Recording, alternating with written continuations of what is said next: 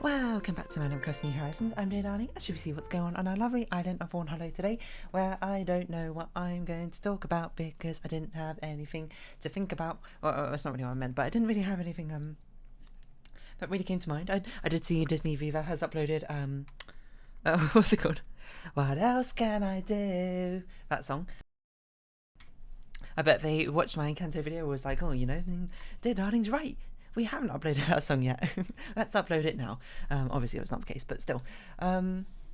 Those songs have permanently been stuck in my head, but I'm not going to talk about Encanto for one more episode.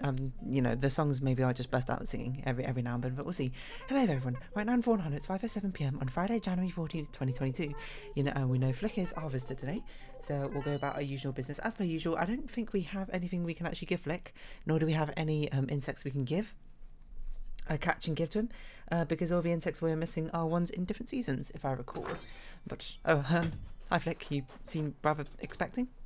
Maybe? I don't really know. Anyway, what should we talk about? I don't know, 14th of January. For some reason, 14th seems like a significant, 14th of January seems like a significant day in my mind, you know? Sometimes you just look up a date and you're like, oh, you know? I don't think we've had this before. Maybe we have. I'm not sure. We'll keep it for now. At least I think maybe Fuchsia gave it to us. Not Phoebe. You know, you ever look at some of the days and be like, this date feels like it's important, but I can't remember why it's important. This is one of those days. Does something happen on 14th of January? Is it one of my friends' birthdays I've forgotten about? Not one I don't think so. If so, whoops. But, you know, I'm just mentally going through the checklist. I can't think of anything. I don't know, something about 14 just being a nice number. It's like that whole... Well, I don't have synesthesia, or however you say it, but one way you get like your senses sort of muddle things together. So, you know, sights have sounds, sounds have sights, things like that, smells, and it all melds together. I don't know if I'd like to have it or not. I mean, it seems like one of those things which doesn't seem necessarily all that bad, although certainly it seems like it could be a bit overwhelming at times, I'd imagine. But yeah, I don't know, certain but apparently it's a thing as well. You can have numbers, like certain numbers give off certain smells or colours or imagery or that sort of thing. Do I have that? I don't really know if I have that. I would hesitate to say no, because otherwise, you know, I might sort of bind to the fact being like, oh, you know, maybe that's some little like quirky superpower I have, which is not actually a superpower. It's just more like a thing which people have. So I don't want to misconstrue it in that sort of way. Is this one going to talk about synesthesia? I don't want to talk about synesthesia. Not because there's anything bad about synesthesia, but I don't really know anything to talk about it. This is where, you know, pop on L subreddit or open up a Twitter. No one calls it that anymore, I'll be honest. See what's going on. See if there's anything in particular that I want to talk about. Slime Rancher. No, what was that? Why are slimes like such a common things in games? You know? No, Twitter, nothing interesting going on. In my games, there's nothing interesting going on that I'm playing. Well, that's not true. Some surprise limited banners just dropped in shiny colours, but that's not really relevant to anyone. Come on, Red, you got something for us? No, you've got another terracotta army, dude. And it's not even real. Alright, I guess we'll get another fake stone. Actually, no, we'll get another terracotta army, because maybe someone out there is collecting terracotta army soldiers, because they're recreating a whole terracotta army, and they might want even fake ones. And then we can be like, hey, here you go, here's like 10 we got.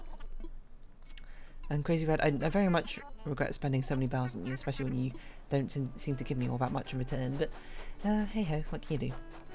No, I don't know, what can we talk about? Let's think about something. I watched a video about a guy doing like a 3-card Monty. Wait, famous painting? I don't think we need that. Oh, I got my notepad open, I can have a look. I was playing a bit of One Shot earlier, recorded some more of it, but that game goes far deeper into the meta elements than I particularly expected. No spoilers, of course. I've only recorded up to episode 3. It's not all that much.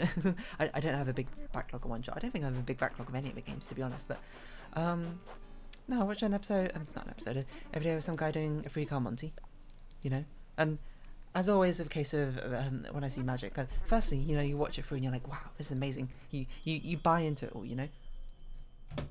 If a magician tells you to do something, you just do it. Like if I was going up to a live magician, I'm not going to spend a lot of the time trying to figure out exactly how they do a trick or anything. I'm just going to be there for the show, allow myself to get amazed by things they do, because it is amazing. Like, I'm not going to we wouldn't stand here and be like, oh, well, sit here, I suppose, and be like, oh, magicians are just, you know, cheap tricks and illusions. No, they're really fanciful illusions. It's part of a performance, I suppose, if anything. But, you know, once you watch it one time through and you got the whole performance, the whole fun aspect of it, it's always fun to watch it through again and try and figure out exactly how they do the magic tricks and that sort of thing. And I know that a magician never reveals their secrets, etc., etc. So, you know, I suppose it's sort of like a faux pas to talk about really how they do these sort of tricks and that sort of thing. But I'm not a magician, so I guess it doesn't really matter. Maybe, I don't know. But this particular Freak on Monty one was one they I did manage to figure this one out. They had dummy cards. Oh, no, they're not called dummy cards, trick cards, sorry. I think dummy cards might be something else. They're trick cards where, like, 2/3 of a card were one card, but then the other corner was a different card. So depending on how they conceal things, they can pretend it's one card or another. Because I was losing my mind, but this one, I didn't actually figure out until a couple of watches after. Okay, maybe a couple of watches. That makes it sound like I was just sitting there replaying it over and over again, which I wasn't quite, but it did take me a few. Well, a few sounds like more than a couple. Whatever, who cares. I had to watch it some amount of times to try and figure out exactly what was going on. But first time I watched it, you know, just let yourself get swept up into it, you know. He's like, oh, where's the ace? And I'm like, oh, it's middle. Nope, it's in his hand. And I'm like, what? That's crazy. You know, it's a sort of thing, yeah. I feel like I've had ebbs and flows when it comes to magic shows and that sort of thing and how I feel about them. Because, you know, when I was younger, when you're really young, you're like, whoa, this is the greatest thing that's ever happened. How do you do that? The coin appeared behind my ear. And then, you know, as it came to me, you know, I kind of became more bitter over them because more, not bitter per se, but it's more like, oh, they became more of a game, me trying to figure out exactly how they do this magic trick. And actually, I have this memory. It was in primary school. I went to this girl's house for her birthday party, and she, or her family, I suppose, hired like a stage magician of some sorts, of a children's entertaining magician to come and put on like a magic show for all of us. So there was quite a few of us. It was like 20 or something. She had quite a large house from where I record or whatever. And I only have a very vague memory. But I must have been around like, I'm gonna guess I was around 5. Perhaps even younger, because I think this was around reception age, but I'm not quite sure. Anyway, he was doing his magic performance and that sort of thing, and you know, I was definitely at that age, you know, as a kid, you're sort of questioning everything, you're trying to figure out things, you're going to be like, how do you do that, how do you do that, what's that about, you know. I was definitely the type of kid to be like, why is that like that, and that sort of thing. And so he put on this like magic performance for all of us, and I suppose it was certainly my absolute goal to just be like, I'm not going to fall for any of his tricks or whatever, I'm going to do I'm going to figure out how you do things. And to be fair, credit to him, the magician actually responded pretty well, because if you're performing to a group of 5-year-olds, I suppose that the 5-year-olds aren't that clever. I mean, sorry, that sounds very rude, but more like in the sense that you can trick a 5-year-old, you know, they're still learning about the world, their worldview is only so large, I've only heard of so many things. You can very easily have simple tricks which will get past them. You tell a 5-year-old something, they're going to believe you quite readily. So, you know, formative years, you should probably like do your best and be good. Actually, hold on, we should get some young spring bamboo, because it's a young spring bamboo island, isn't it? A good influence on them. But anyway, one of the tricks he did was he had like these rabbits, these rabbit like cut-out standees on his table. They weren't very high, they were like 10 centimeters tall or something, and then they were like, there was like a red one and another red one and a yellow one or something, and he was like, I'm going to turn them all yellow. And then it was honestly, looking back, it was a pretty stupid trick, but kids are easily entertained, so really maybe it's not that stupid. And he was like, whoa, the girl's mother's come in with cake, and then all the kids just turn around to look and see, of course, the girl's mother standing there, but she doesn't actually have a cake or anything, because it's just part of his distraction. You know how magicians are and how magic is, it's all about 90%, well maybe not 90% of it, but a lot of it is a misdirection and misleading you. And then once you're basically out of the magician's whim, the magician directly controls where they want you to look, and then they can do whatever tricks they want. But he was like, look behind you, the girl's mum's here with a cake, and everyone turned around except for me.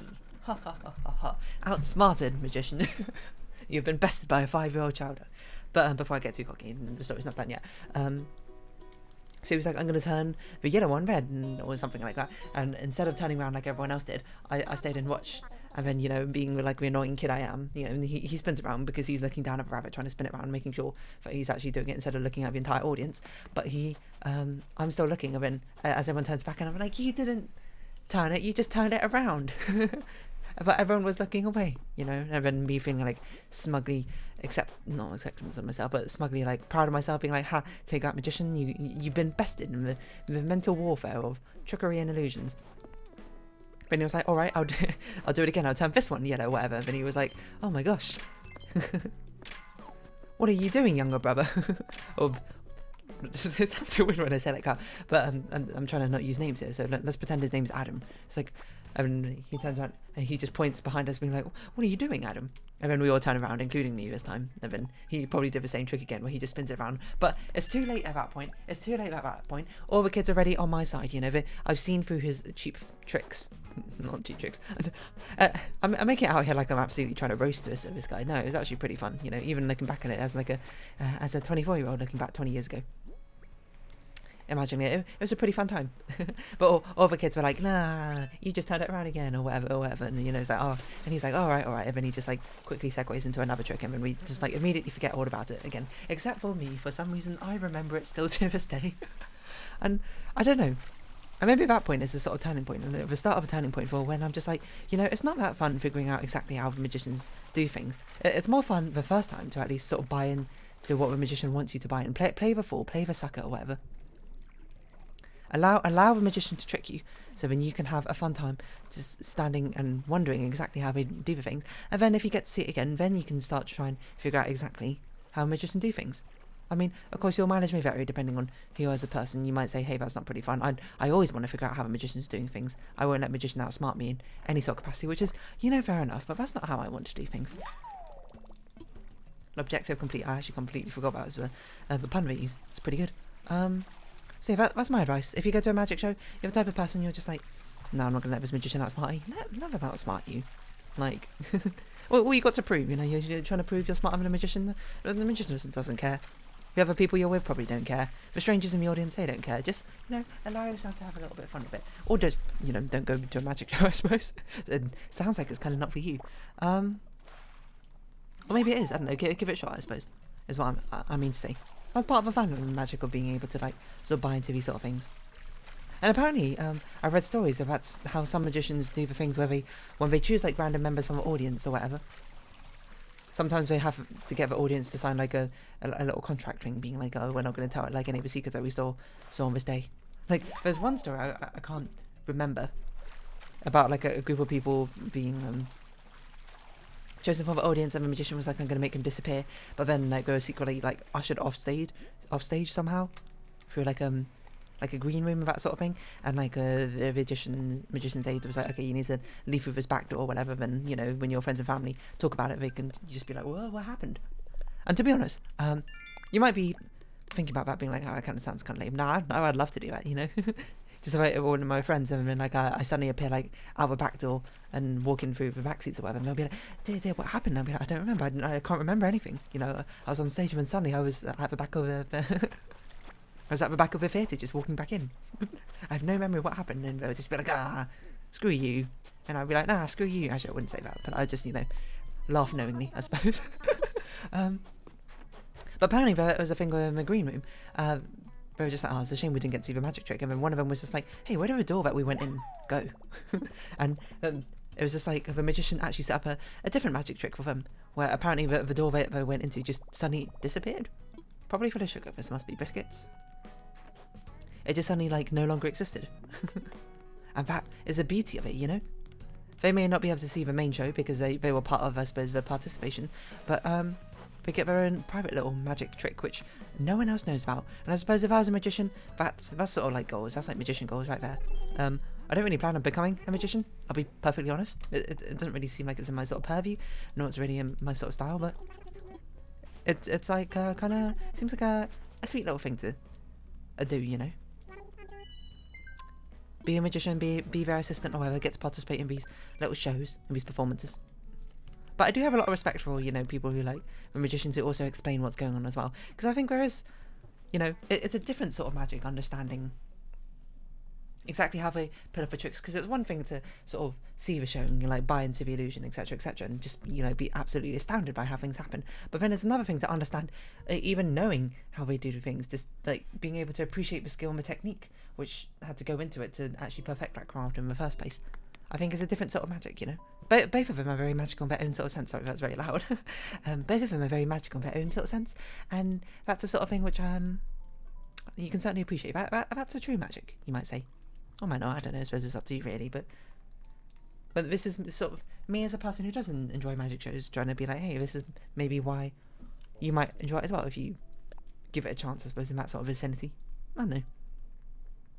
I'm looking now at that far chair. It looks like there's a little bit of a gap to the left. Do you think we can actually sit on that gap and get Brewster to come and serve us coffee over here? I highly, highly doubt it. At some point I should look up a list of villagers who, not villagers, NPCs who can actually enter the roost and actually drink stuff. I guess there is no gap. Sadly, the roost is not of much use to me, mainly because I don't have many amiibos. And I have invited Digby. If you want to go back and see whenever I unlocked the roost, it must have been, oh my god, it must have been half a year ago. Or somewhere like that, you can see exactly when I got the roost and unlocked it all, and invited Digby on, who came on over. I don't know. I haven't really been to many magic shows, I'll be perfectly honest. But that's the thing, I feel like it's a very classic thing for like kids' birthday parties to like hire a stage magician, or maybe not a stage magician, but a children's magician to do things. And I will say, a lot of magicians are very good at making balloon animals. I suppose it just sort of comes with a children's entertainment package or like education program. Which makes sense, Certainly as a child I did like those balloon animals. I remember once I asked the magician if I could have like a special dog or whatever. I can't remember specifically why I asked something, but then he made me like 2 dogs with their tails tied together, and I really liked that until, they popped. Actually, to be fair, mine was never popped. I was never particularly rough with my balloons. They always just deflated after like 2 weeks or so. And then, you gotta throw them away. They're very temporary things. And they're good fun, but also I can't imagine they're particularly good for the environment either. Unless there exist like balloons which are actually like biodegradable. That'd be interesting. I don't actually know, to be perfectly honest. Anyway, 1, 2, 3, 4, 5, 6. Oh, we have 7 sand dollars. I was like, that's how we picked up more things in this. Let us do the morning exercises. Then we'll sell things. And then what was the other mission we had to do? Oh, catch bugs. I catch bugs. A hurricane of jacarandas. Woo! Wait, that's not a tune. Let's go. A hurricane of jacarandas. Strangling figs. Hanging vines. Told you it was in my head. Palmada Sarah fills the air as I climb and I break through. What else can I do? A pear pie. It's astonishing how many recipes are. I like the fact that Audie's using that like little cute green bow that she's wearing more often now. Did we give it to her? Maybe we gave it to her. I don't know. It's very adorable. It's totes adorbs, yo, as Audie would say. What sort of magician things? I must have seen like a magic show before my time. I don't know. Have I ever been like on those stage magic shows? They never stick out in my mind. But certainly when I was younger. I think I'd be far too reserved to ever sort of like volunteer and be like, hey, I want to be like one of our audience members who goes up on stage and gets to participate in a magic show. Nowadays, I don't know, maybe I would. See, my initial instinct was like, yeah, absolutely would. I'd, of course put my hand up and do it, but also a lot of times maybe I would not be bothered. I don't know, it's hard to say because I haven't been to any sort of place where I could like volunteer to do something. The only exception is a comedy show, and I'm going to tell you now, I would absolutely never volunteer to go up or be part of a comedy show or that sort of thing. I'm straight up not very funny. I don't think so. That's not exactly something which relates to me. I have been to a few comedy shows though, of course. What do I think of them? Okay. It's not really my sort of thing. I think comedy, like stand-up comedy. What I mean, not like a comedy movie or something like that. Stand-up comedy is not really my sort of thing. I enjoyed them. I won't disagree. I won't lie about that. But yeah, I would never volunteer. But magic show, that sort of magical spectacularness. That's the sort of thing I can buy into. That's the sort of thing I can participate with. I think. Yeah, I don't know. We should check to see if we have any bugs. It might be possible we have some. We might have like a centipede. No, I think we've done a centipede and pill bug at this point. But firstly, we are going to go catch a snowflake. It's in my head. What else can I do? What else can I do?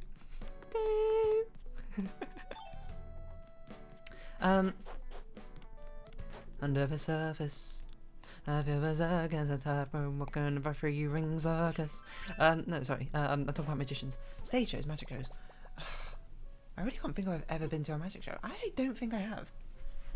I think the only like experience I've had with magic shows was like at people's birthday parties they had magic shows. Actually, when I was younger, I used to have like a magic kit. I think. I feel like I did. Wait, did I? Maybe I didn't. No, maybe it was my friend who had a magic kit, and I learned how to do a lot of different magic tricks like that. Like one of them I remember is you have like this it's basically what are they called? It's like the sword box or whatever, where like magicians stabbing like swords, and it's miraculously the person is unscathed, but it's not really like that. It's more it was like this little plastic box with a load of holes on top, and you poke like these plastic needles through the holes, but like beforehand you put a coin in, and then by putting that coin in, you know, it's just amazingly the coin is unharmed. And I remember what you had to do. It was actually very difficult. It was like you had to put the coin. If it's a cylindrical tube, you put the coin in flat, and you had to put it in such a way that when the first needle goes in, it starts lifting up, like starts leveraging upwards the coin, and then you had to quickly put in a second coin to like hold that coin in place, and you put a third coin in just for like a little bit of reinforced protection, and then you let the audience put in whatever pins that they want. I've been saying coins instead of pins. And then it's sort of like, oh, miraculously you don't hit the coin. And I remember I somehow did it, I suppose, when I was that age. When I was, let me think, I must have been 9ish. I would place myself out, maybe a bit younger than that. It was difficult, I'm going to be honest. It was really difficult.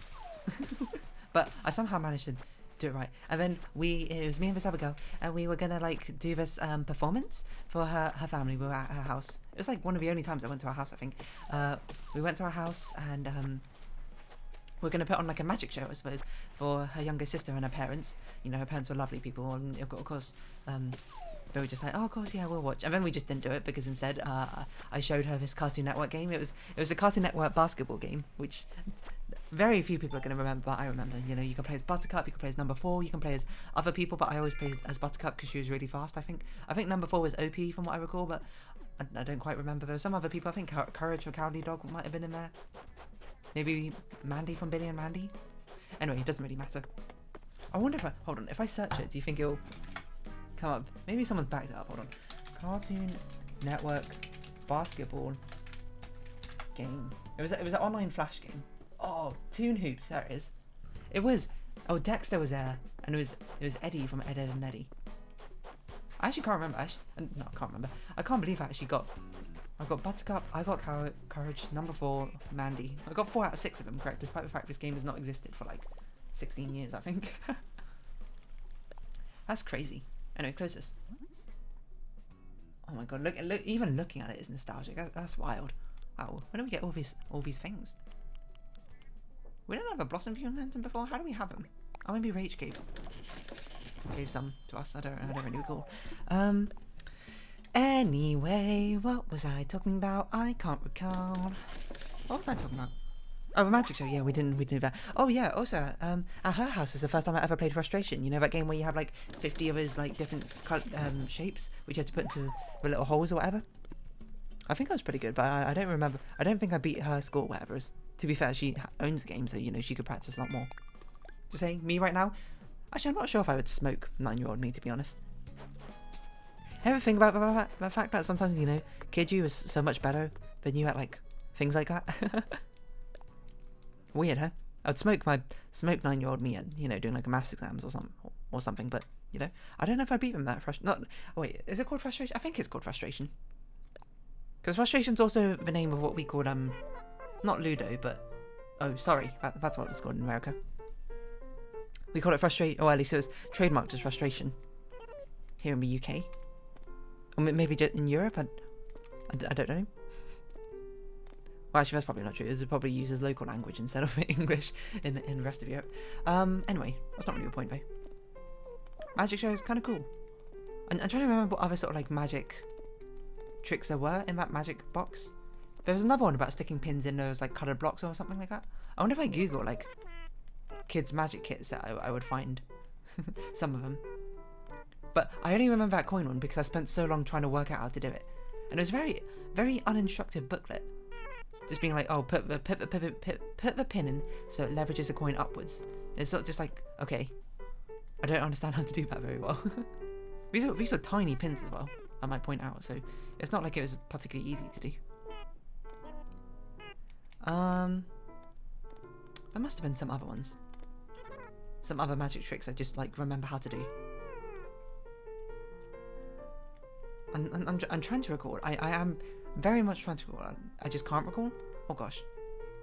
You know, I guess we'll just miss catch you on the flip side of this one. I don't get why sometimes it doesn't register when I do that one.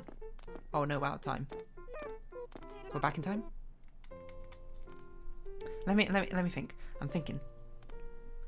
I say let me think as if you're like not letting me think or something. You're very much letting me think, so no, thank you for that. Hold on. I'm gonna see if I can Google it and find the exact one. Kids magic set. It would be astonishing if I can because it's so old now. Oh yeah, that was it. There's another one where it had like a golden like goblet or something. You could put like a red ball on it, and then the trick was like there was a fake red ball which you can like take in and out and pretend it's there or not there. There's of course a free card Monty, or free ball Monty, I suppose. But what else was there? What else was there? Oh, there is it. Is it this one? Marvin's Magic Kids Magic Set. It might be that one. Like, I'm looking at it, there's other brilliantly easy magic set. Some of these aren't even magic things. This one's just the illusion. It's the illusion where you put like two like curved objects next to each other and one looks longer than the other one. Oh, is it this one? I feel like I remember it was a black box. There's Marvin's Magic one, isn't it? Oh wait, it's probably not this one because this one has a mobile phone on the front, which did not exist at that time. And it also doesn't have a fake ball trick, but it does have the coin and the pin trick, which is astonishing. So I'm just checking we don't have. It's astonishing to me we didn't have enough of the cicadas. Just checking we don't have insects we can actually give them. Oh, we could try and get a tarantula. I don't really play in the evening times though, so that makes it quite difficult. So I guess I won't. Instead, we'll just put all this stuff away. I guess we'll sell some things as well. Probably just before we'll clear out inventory. Just before the end of this episode. We've got 2 minutes. It's not really a lot of time to do another one of those missions. It wasn't. Oh, it was at this Marvin's Magic Trick set. This one's black. It's got like a black box. It's got that kind of box in it. It doesn't seem to have that little goblet thing that I was talking about though. Hold on, both the snowballs are right here. If only we could immediately push them onto each other. I think it was this one. I legitimately think it was actually this kit, which is astonishing. I guess it's a popular one, so it kind of makes sense that she had like a popular name brand. Marvin's Amazing Magic Tricks Set. Big box of magic tricks. Marvin's big box of magic tricks. It says it has 225, which is utterly absurd. There's no way it has 225 magic tricks in there. I want to see what's in it. Yeah, this one seems like the newer version. I think we had the older version because it certainly had a goblet in it. I remember it very distinctly, and it was golden. Maybe it wasn't Marvin's. What if I put like 2000s in? Do you think it'll get me the right one? Oh, is this it? It's got the coins in. Sorry, don't mind me here just sort of reminiscing, I suppose. Something I tend to do a lot. I'm not even that old. I don't know why I do so much like nostalgic reminiscing stuff. Oh, is it this one? No, that seems too modern. I don't know, because the Marvin's Magic Trick doesn't have the goblet and the red ball trick, which I just click YouTube instead of what I meant to, which I remember very distinctly. Maybe it's this Yao and Bay one. Whereas yeah, I don't remember it having these two dogs. And this one doesn't have the coin trick. Nor the kind of block tricks. What about Kids Magic Set 2000 UK? 200s? That's not right. Certainly not that one. That one's too old. Is it this one? No. I don't know, maybe it doesn't exist. Maybe it doesn't exist. There's Bagpuss there. Oh well, I don't know. Anyway, magic shows. I feel like I told them about magic shows before, but I'm not actually sure. But anyway, we're going to round off this episode here. So if you have been watching, thank you very much. It's been Animal Crossing New Horizons. I've been Dear Darling. Likes, comments, subscription, shares are greatly appreciated. Join my Dear Darling Discord. Follow me. Where are you going, dear? Follow me on Twitter down below. Hope we see each other again. But for now, it's our farewell. So until next time, bye bye for now.